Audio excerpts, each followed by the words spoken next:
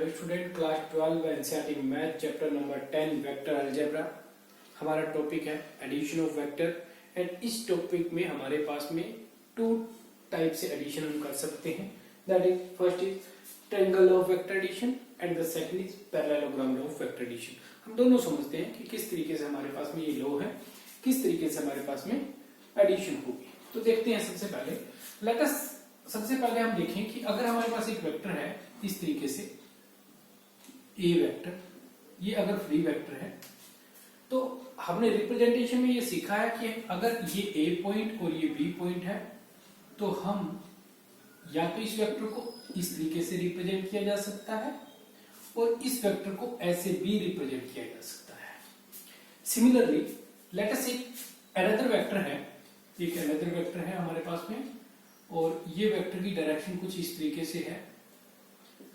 This is vector B और इस vector के जो कोऑर्डिनेट हैं वो हमारे पास में है बी एंड सी। ठीक है, ये हमारे पास में कोऑर्डिनेट है। तो हम बात करें यहां से, दोनों ही फ्री वेक्टर हैं। हम इन दोनों वेक्टर को किसी भी तरीके से कहीं पर भी लेके जा सकते हैं, लेकिन हमें ध्यान रखना होगा कि हमने डायरेक्शन चेंज नहीं करनी है। डायरेक्शन यही रहेगी, हम इस तरीके से या इस तरीके से कहीं पे भी इस वेक्टर को मूव करवा सकते हैं, लेकिन आपको डायरेक्शन यही रखनी होगी। तो लेट अस, हमारे पास ये ए वेक्टर है, मैं यहां पे द्वारा रिप्रेजेंट कर देता हूं। ये ए वेक्टर है, ए टू बी ए वेक्टर। मैंने क्या किया, ये बी वेक्टर को यहां से मैंने विदाउट चेंजिंग डायरेक्शन मैंने इसको मूव करवाया और मैं इस वेक्टर को यहां पर ले आया। तो यहां पर मैंने इस तरीके से इस वेक्टर को रख दिया है। ठीक है, तो अब आप देखोगे दोनों वेक्टर की डायरेक्शन सेम हो गई है, यानी कि किस डायरेक्शन का ऑर्डर सेम हो गया, यानी कि दोनों ही एंटी क्लॉकवाइज डायरेक्शन में है। एक यहां पे हम जो बात करेंगे डायरेक्शन के ऑर्डर की बात करेंगे, वो एक होगा एंटी क्लॉकवाइज और दूसरा होगा क्लॉकवाइज, इस तरीके से। ठीक है, तो दोनों की डायरेक्शन का ऑर्डर सेम है। तो वेक्टर लॉ ऑफ एडिशन में, ट्रायंगल ऑफ वेक्टर एडिशन में हमारे पास में क्या है, हमारे पास ट्रायंगल ऑफ वेक्टर एडिशन में कह रहा है कि अगर हमारे पास एक ट्रायंगल में two vector are represented by the two side of a triangle. किसी ट्रायंगल की, देखो ट्रायंगल कैसे बनेगी, इस तरीके से ट्रायंगल बन जाएगी हमारे पास। इस तरीके से अगर हम यहाँ पे एक लाइन लगा देते हैं तो ये हमारे पास एक ट्रायंगल बन गई है। If in a triangle, two sides of a triangle are considered as a vector, ठीक है, वो दो हमारे पास में वेक्टर है, रिप्रेजेंट कर रहे हैं, वो दोनों ही साइड टू वेक्टर को रिप्रेजेंट कर रहे हैं, taken in the same order, और इनको हमने सेम ऑर्डर में लिया है। Then their sum is represented by the third side. तो उसका जो सम है वो a प्लस बी, ये रिप्रेजेंट किया जाएगा थर्ड साइड के साथ में। तो यानी कि कहने का मतलब क्या है, कहने का मतलब है अगर हमारे पास ए बी वेक्टर और हमने बी सी वेक्टर को सम किया है तो हमारे पास में ये जो है ये किसके इक्वल आएगा, ए, ये आपके पास में थर्ड साइड ए सी या सी ए, अभी तो कुछ भी हो सकती है। ठीक है, हम ए सी लिख लेते हैं, इसके इक्वल में होगा। आगे क्या कह रहा है कि taken in the opposite direction, वो अपोजिट डायरेक्शन में आपको लेना होगा। जैसे ये इसकी डायरेक्शन एंटी क्लॉकवाइज है तो उसकी डायरेक्शन आपके पास में क्लॉकवाइज होगी। यानी कि इस वेक्टर की, अगर मैं कहूं ए वेक्टर बी वेक्टर और इस वेक्टर को मैं सी वेक्टर का नाम दूं तो ये वेक्टर की डायरेक्शन कहां पे होगी, इधर से इस तरफ की, इसकी ये इस तरफ डायरेक्शन होगी इस वेक्टर की। तो यानी कि ट्रायंगल ऑफ वेक्टर एडिशन कह रहा है कि if two vector A and B represent the two side of a triangle, then the taken in the same order, इसका ऑर्डर ये और इसका भी ऑर्डर ये, यानी कि इस तरीके से ऑर्डर है, taken in the same order, then the sum of both the vector are represented by the third side taken in the opposite order। वो उसका अपोजिट ऑर्डर में आपको सम लेना होगा। इस तरीके से ये आपके पास में sum triangle of vector addition के अकॉर्डिंग होता है। अब इसके बाद में नेक्स्ट बात करेंगे parallelogram law of vector addition क्या कह रहा है। तो यहां से इसी से हम आगे फर्दर लेकर चलते हैं। हमारे पास में एक वेक्टर ये है, एक वेक्टर ये है। हमने इन वेक्टर को देखो, सबसे पहले बात करें पैरेललोग्राम कैसे होगा। पैरेललोग्राम हमारे पास इस तरीके से होता है, और पैरेललोग्राम की एक जो खासियत होती है या उसकी जो कैरेक्टरिस्टिक्स है वो क्या है कि उसके अपोजिट साइड्स इक्वल होती हैं, अपोजिट साइड इक्वल होती है। ठीक है, तो यानी कि जितनी लेंथ ये यहां से ए से लेकर बी तक की होगी और उतनी ही लेंथ हमारे पास उतनी ही लेंथ हमारे पास यहां से यहां तक की होगी। तो इस तरीके से इक्वल होंगे। तो बात करें हम ये ए बी वेक्टर जो है यहां पर ले रहे, फ्री वेक्टर है, कहीं पे भी हम लेके जा सकते हैं, इसकी कोई ये नहीं है कि यहीं पे ही पड़ा रहेगा। लेकिन जो मेन चीज है हमने इसकी डायरेक्शन नहीं चेंज करनी है, यही डायरेक्शन रखनी है, यहां पर ले आए।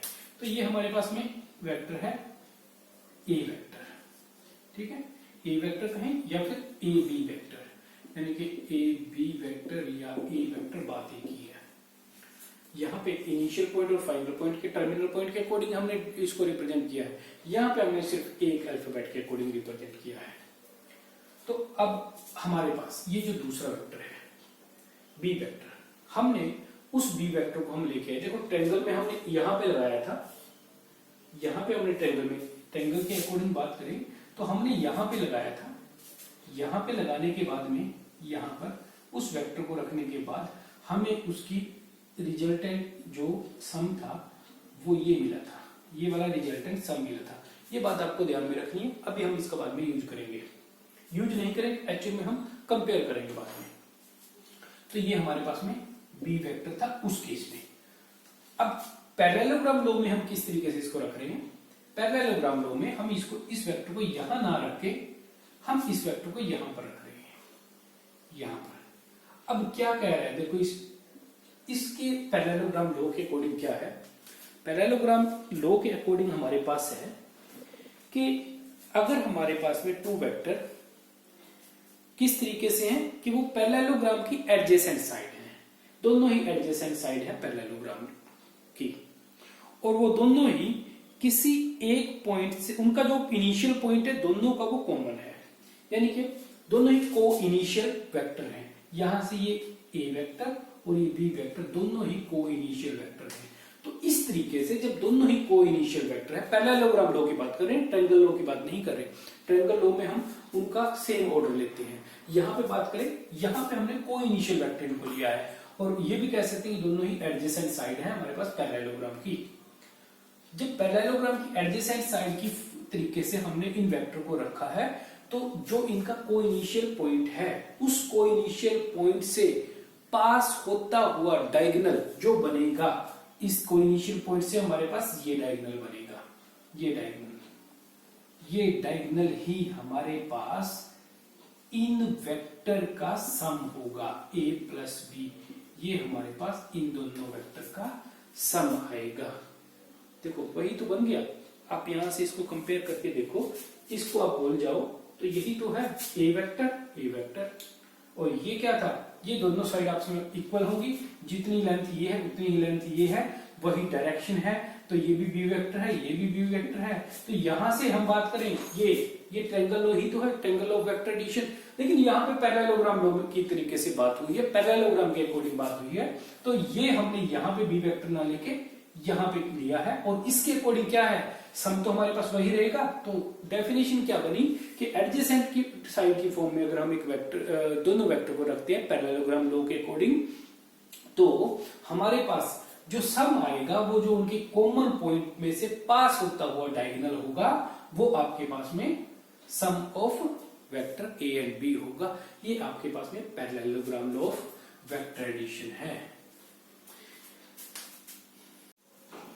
नेक्स्ट बात करते हैं प्रॉपर्टीज ऑफ वेक्टर एडिशन। देखो क्या है प्रॉपर्टीज ऑफ वेक्टर एडिशन में, 4 प्रॉपर्टीज है हमारे पास, commutative property, associative property, existence of additive identity, existence of additive inverse.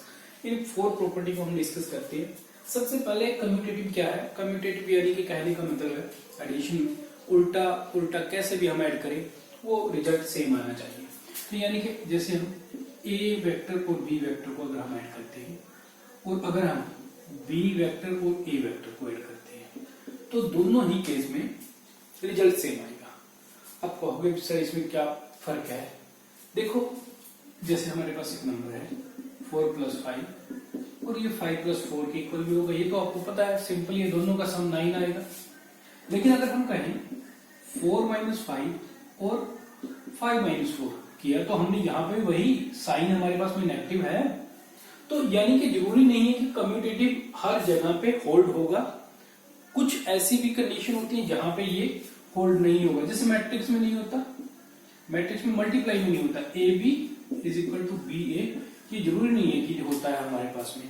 तो इस तरीके से वेक्टर में हमें क्या करना है, A + B वेक्टर करें या B + A करें, दोनों केस में सेम रिजल्ट आएगा। देखते हैं हम इसको डायग्राम के अकॉर्डिंग बात करें तो लेट अस हमारे पास ये एक A वेक्टर है, ये हमारे पास वेक्टर B है। अभी हमने किया था थोड़ी देर पहले ट्रायंगल ऑफ वेक्टर एडिशन, उसके अकॉर्डिंग हमारे पास इनका जो रिजल्टेंट सम होगा वो हमारे पास होगा ये third side in the opposite order. तो A + B ये आपके पास में इनका सम आ गया, यानी कि अगर मैं कहूं A + B आपके पास में एक C वेक्टर है, इस तरीके से हम इसको रिप्रेजेंट कर देते हैं C वेक्टर से। तो इस प्रॉपर्टी को प्रूव करने के लिए हम क्या करते हैं, हम यहां से ये A वेक्टर को डिस्प्लेस करते हैं, डायरेक्शन नहीं चेंज करेंगे हम इसकी, हम सिर्फ इसको यहां से लेके जाएंगे दूसरी जगह पर, क्योंकि हम इसको फ्री वेक्टर है मूव करवा सकते हैं। तो यहां से मैं इस वेक्टर को यहां पर ले आया, पैरेलली बिल्कुल वही डायरेक्शन है, यहां पे ये वेक्टर को मैंने इस तरीके से रख दिया ए वेक्टर को, ठीक है।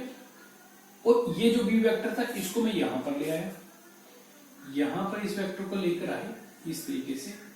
अब देखो हमने किसी की भी डायरेक्शन नहीं चेंज की है, डायरेक्शन नहीं चेंज की है, और ये हमारे पास ए वेक्टर है, ये बी वेक्टर है। देखते हैं सम क्या होगा, ये डायरेक्शन ये है और इसकी डायरेक्शन ये है, यानी कि इनकी डायरेक्शन हमारे पास क्या हुई, ये डायरेक्शन हुई। तो इस डायरेक्शन के अकॉर्डिंग सी की डायरेक्शन इस डायरेक्शन के अपोजिट होनी चाहिए। सी की डायरेक्शन तो अपोजिट डायरेक्शन ही है, इस तरफ की है, तो यानी कि ए और बी पहले ऐड हुए थे तो सी वेक्टर आया था हमारे पास में। अब यहाँ पे बी वेक्टर और ए वेक्टर को ऐड किया है तो भी सी वेक्टर आ रहा है, तो दोनों केस में हम देखेंगे हमारे पास रिजल्ट सेम आएगा। तो ये हमारे पास में कम्यूटेटिव प्रॉपर्टी है।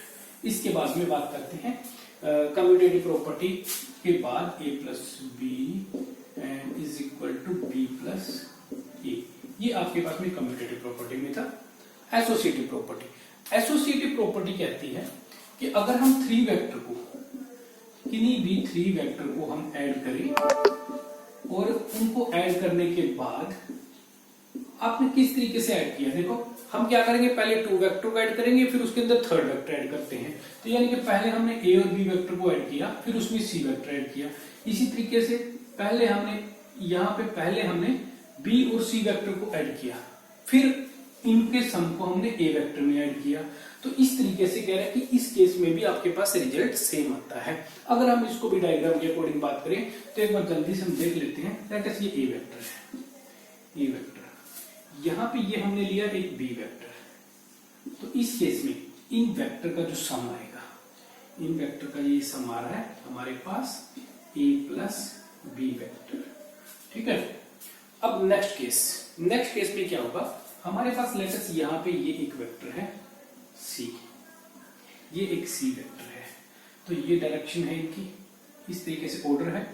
तो यहाँ पे जब हमने अब a + b वेक्टर, यानी कि यहां से और ये जो वेक्टर है इस वेक्टर का और इस सी वेक्टर का सम लिया, ये डायरेक्शन होगी उनके अपोजिट ऑर्डर में होगा, तो ये हमारे पास हो जाएगा a + b + c, a + b + c। तो ये ओवरऑल हमारे पास ये वेक्टर आया है। कैसे ऐड किया हमने, पहले a में b ऐड किया, फिर a b में हमने c ऐड किया, इस तरीके से। अब हम इसके अकॉर्डिंग देखते हैं, पहले हम b + c लेते हैं। तो यहां से अभी फिलहाल हम ये हटा देते हैं क्योंकि हमने यहाँ पे सेकंड केस लेना है। तो इस केस में हम बात करें, इस केस में अगर हम बात करें तो हमने पहले b और c को ऐड किया। देखो b की डायरेक्शन ये है और c की डायरेक्शन ये है, तो इनके अपोजिट ऑर्डर में हमारे पास में ये डायरेक्शन होगी इस तरीके से, और ये क्या है हमारे पास, ये है हमारे पास b प्लस सी, b प्लस सी। फिर हमने देखा कि ये a वेक्टर है और ये है हमारे पास b प्लस सी, इस तरीके से इनकी डायरेक्शन है। तो यानी कि हमारे पास ये वेक्टर की डायरेक्शन इस तरीके से होनी चाहिए, डायरेक्शन इसी तरफ है, और ये हो क्या जाएगा vector, a vector plus b plus C, a b c तीनों का सम हमारे पास, यानी कि दोनों ही केस में हमारे पास रिजल्ट सेम आ रहा है। अब इसके बाद हम थर्ड बात करेंगे, एग्जिस्टेंस ऑफ एडिटिव आइडेंटिटी। देखते हैं क्या है। तो एग्जिस्टेंस ऑफ एडिटिव आइडेंटिटी हमारे पास क्या होता है। देखो सबसे पहले आइडेंटिटी का मतलब क्या है। आइडेंटिटी है एक पहचान। जैसे हम मिरर के सामने खड़े हैं तो हमें मिरर में अपनी ही शक्ल दिखेगी, तो वो एक आइडेंटिटी है हमारी। तो यानी कि आइडेंटिटी, एडिटिव आइडेंटिटी, कुछ ऐसा ऐड करें इसकी आइडेंटिटी ना चेंज हो।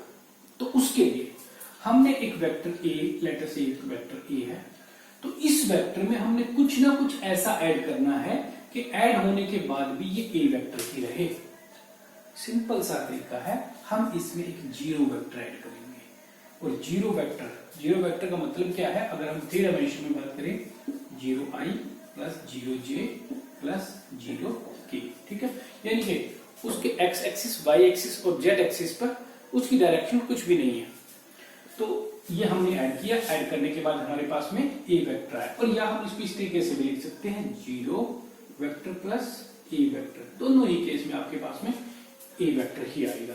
नेक्स्ट है एग्जिस्टेंस ऑफ, यानी कि कहने का मतलब है एडिशन के केस में हमारे पास में एक ऐसी आइडेंटिटी बन सकती है, यानी कि एक ऐसी एडिटिव आइडेंटिटी एग्जिस्ट करती है जिसको ऐड करने के बाद में हमारे पास वो वेक्टर में कोई चेंज नहीं आता। नेक्स्ट है existence of additive inverse. Inverse में क्या है, कह रहे कि एडिटिव इनवर्स एक ऐसा नंबर, हम एक ऐसा वेक्टर हमने ऐड करना है इस वेक्टर में जो इसका इनवर्स हो। हमें कैसे पता लगेगा वो इनवर्स है। तो जैसे हमारे पास एक नंबर है 5, इस नंबर में अगर मैं इस नंबर का नेगेटिव ऐड कर दूं तो ऐड करने के बाद ये रिजल्ट 0 बन जाएगा। तो इसी तरीके से हमारे पास में अगर एक कोई वेक्टर ए है, इस वेक्टर में हम एक ऐसा वेक्टर ऐड करें जिसको ऐड करने के बाद रिजल्ट 0 आता है, 0 वेक्टर आता है, तो यानी कि वो हमारे पास में एक होगा एडिटिव इनवर्स। तो वो क्या होगा हमारे पास, वो हमारे पास होगा इसी वेक्टर का नेगेटिव वेक्टर, यानी कि माइनस ए वेक्टर। तो यहां से कहने का मतलब है कि हर वेक्टर के लिए, सभी वेक्टर के लिए हमारे पास एक एडिटिव आइडेंटिटी होगा ही होगा, और सभी वेक्टर के लिए हमारे पास उसका इनवर्स भी एग्जिस्ट करेगा। यानी कि अगर कोई वेक्टर ए है हमारे पास इस तरीके से, तो इसका एडिटिव इनवर्स क्या होगा, इतना ही मैग्नीट्यूड, लेकिन डायरेक्शन अपोजिट डायरेक्शन में। तो वो अपोजिट डायरेक्शन को हम नेगेटिव के साथ में रिप्रेजेंट कर रहे हैं। तो ये होता है एग्जिस्टेंस ऑफ इनवर्स। तो इसको हम इस तरीके से भी लिख सकते हैं कि हमने एक नेगेटिव में, एक नेगेटिव ए वेक्टर में ए वेक्टर को ऐड किया, तो उस केस में हमारे पास में 0 वेक्टर आता है। तो ये हमारे पास में 4 प्रॉपर्टी थी। इसके बाद में हम बात करते हैं multiplication of a vector by a scalar. तो multiplication of a vector by a scalar में हमारे पास है, लेट अस हमारे पास एक वेक्टर है ए, एक वेक्टर ए है, और कोई एक हमारे पास में, ये हमारे पास एक वेक्टर है और एक है हमारे पास स्केलर, यानी कि स्केलर कोई भी नंबर, लेट अस वो m है। तो इन दोनों की जो वेक्टर, इन दोनों की जो मल्टीप्लाई होगी, वो मल्टीप्लाई हम डिनोट करेंगे बाई m ए वेक्टर से। ये इन दोनों की मल्टीप्लाई होगी इस तरीके से, इन दोनों की मल्टीप्लाई करें या फिर हम प्रोडक्ट, इन दोनों की प्रोडक्ट हमारे पास होगी m ए वेक्टर। और यहां पर बात करें, अगर हम मैग्नीट्यूड निकालें, यहां पे मैग्नीट्यूड निकालते हैं इसका, तो इस केस में मैग्नीट्यूड क्या होगा, अगर हम मैग्नीट्यूड की बात करें तो मैग्नीट्यूड m ए वेक्टर का, देखो m तो पहले ही एक नंबर है, m तो हमारे पास पहले ही एक कोई नंबर है और उस नंबर का मैग्नीट्यूड हम करेंगे तो ज्यादा से ज्यादा क्या होगा, अगर ये नंबर नेगेटिव होगा तो ये हमारे पास पॉजिटिव आ जाएगा बस, यानी कि मैग्नीट्यूड और इनटू में ए का मैग्नीट्यूड, ये हमारे पास में आ जाएगा उन दोनों की प्रोडक्ट। तो अगर हमारे पास में लेंथ जो है एम ए वेक्टर की, वो आपके पास में अगर ये लेंथ जो है इस वेक्टर की बात करें तो इसकी मल्टीप्लाई हमने अगर एम से की है, तो अगर हमारे पास में लेटस यहाँ पे माइनस है, तो उस केस में जब हम मैग्नीट्यूड लेंगे तो मैग्नीट्यूड होने के बाद में ये वैल्यू, तो यहाँ पे मैं बात करूं माइनस की बात करें तो इसके अकॉर्डिंग क्या है, डायरेक्शन है ये माइनस के अकॉर्डिंग, यानी कि इसकी डायरेक्शन अपोजिट हो गई।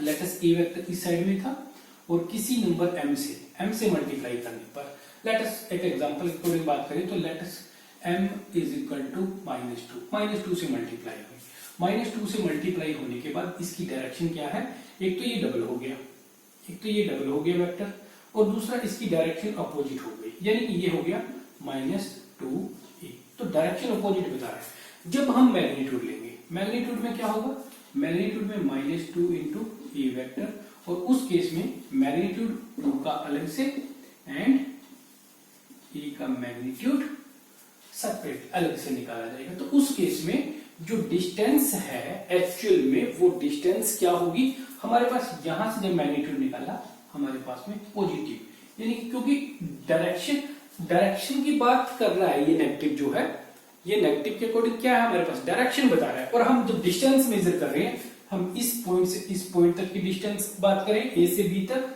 या फिर हम बी से ए तक की बात करें, डिस्टेंस तो उतनी ही रहेगी, वहां तो नेगेटिव का कोई रोल ही नहीं है। तो इस तरीके से हमारे पास में मल्टीप्लिकेशन में यहाँ पे है। तो कुछ रिजल्ट हैं जो हम इसके बारे में यहाँ पे प्रॉपर्टी स्केलर्स की जब हम मल्टीप्लाई करते हैं वेक्टर के साथ में, तो उसके अकॉर्डिंग में कुछ रिजल्ट हैं, वो हम यहाँ पे बात करेंगे अभी। तो उससे पहले एक बात और मैं आपको बता दूं, अगर हमारे पास में ए वेक्टर इस तरीके से है 2i plus 4j and plus k, और इसके साथ में हमने किसी स्केलर की मल्टीप्लाई की, लेटस 3 की मल्टीप्लाई की, तो मल्टीप्लाई करने के बाद में तो लेटस हमारे पास में m एक स्केलर है 3, तो मल्टीप्लाई करने पर ये हमारे पास में 3a हो जाएगा, और ये किस तरीके से आ जाएगा, यानी कि 3 की मल्टीप्लाई यहाँ पे सभी के साथ में हो जाएगी, और मल्टीप्लाई होने के बाद ये बन जाएगा 6i plus 12j and plus 3k, ये हमारे पास में इस तरीके से हो जाएगा। तो कहने का मतलब है यहां से हम ये कह सकते हैं, और दूसरा हम ये भी कर सकते हैं इस तरीके से कि अगर हम इसको a के साथ में 3 की मल्टीप्लाई करें, तो उस केस में भी यानी कि प्री मल्टीप्लाई करी या पोस्ट मल्टीप्लाई करी, दोनों केस में रिजल्ट हमारे पास यही आना है। तो यहां से हम ये कह सकते हैं, फर्स्ट प्रॉपर्टी की बात करें तो m इंटू में a वेक्टर करें या फिर a वेक्टर के साथ में किसी स्केलर m की मल्टीप्लाई करी, दोनों केस में आपके पास में रिजल्ट सेम आएगा। और इसी तरीके से अगर हमारे पास में यहां पर मल्टीप्लाई में हमने 1 से की है, तो 1 से मल्टीप्लाई करने का मतलब है ये a ही रहेगा, ये ही वैल्यू रहेगी हमारे पास में। और लेटस हमारे पास में ये a जो वेक्टर था, इस वेक्टर को हमने 1 से ही मल्टीप्लाई किया, लेकिन पोस्ट मल्टीप्लाई किया बाद में, उस केस में भी आपके पास में यही वैल्यू आएगी। यानी कि सेकंड प्रॉपर्टी की बात मैं यहां से करूं तो वो है आपके पास में, अगर m हमारे पास में 1 है, यानी कि 1 into A vector is equal to A vector के इक्वल ही होता है, और इक्वल टू ऐसा करने पर भी ए वेक्टर की 1 से मल्टीप्लाई करने पर भी वो दोनों ही केस में रिजल्ट सेम आता है। इसी तरीके से अगर हमारे पास में इन वेक्टर यहाँ पे स्केलर 1 के जगह पर, जो अभी हमने 1 लिया था, उसकी जगह पर 1 ना होकर 0 हो, तो उस केस में क्या हो जाएगा, 0 इंटू में ए वेक्टर एंड ये 0 हो जाएगा, सम इज इक्वल टू, और इसी तरीके से मल्टीप्लाई 0 हो जाएगी। देखो क्या होगा, 0i plus 2j plus 3k, ये भी 0 हो गया, 0i, ये भी 0 और ये भी 0k, यानी कि ये वेक्टर जो होगा हमारे पास में वो जीरो वेक्टर आ जाएगा। और यहाँ पे इसी तरीके से ए वेक्टर की अगर जीरो से मल्टीप्लाई की है तो उस केस में भी वो जीरो वेक्टर आपके पास में आ जाएगा। अब इसके बाद में थर्ड है, अगर हमारे पास में एक वेक्टर है ए, उसके साथ उसको हमने मल्टीप्लाई किया m से, और एक बाद में फिर एक स्केलर से मल्टीप्लाई कर दी और से m से, तो उस केस में रिजल्ट क्या आएगा, जो m और n दोनों स्केलर की मल्टीप्लाई करें और उसके बाद में a वेक्टर से मल्टीप्लाई करें, उनके रिजल्ट के बराबर ही रिजल्ट आएगा। इसके बाद अगर हमारे पास में एक वेक्टर है m, एक स्केलर है m और एक स्केलर है हमारे पास n, दोनों स्केलर का हमने पहले सम किया। सम करने के बाद में हमने उनके सम की प्रोडक्ट अगर की a वेक्टर के साथ में, तो उस केस में रिजल्ट जो है वो ma यानी कि m वेक्टर की m स्केलर की a वेक्टर के साथ में मल्टीप्लाई की और n वेक्टर की n स्केलर की a वेक्टर के साथ में मल्टीप्लाई की, ये इस तरीके से रिजल्ट आपके पास में सेम रहेगा। ये आपके पास थी property number 5 and the last property इस केस में प्रॉपर्टी नंबर 6। उसमें क्या कह रहा है, एक स्केलर दो वेक्टर के सम को मल्टीप्लाई कर रहा है, तो इस केस में रिजल्ट क्या होगा, ma प्लस nb वेक्टर के इक्वल होगा। ये सारी चीजें हम डिस्कस हमारी अपने आप हो जाएंगी जब हम क्वेश्चन करेंगे। क्वेश्चंस में ये सारी चीजें वहां पर यूज होंगी।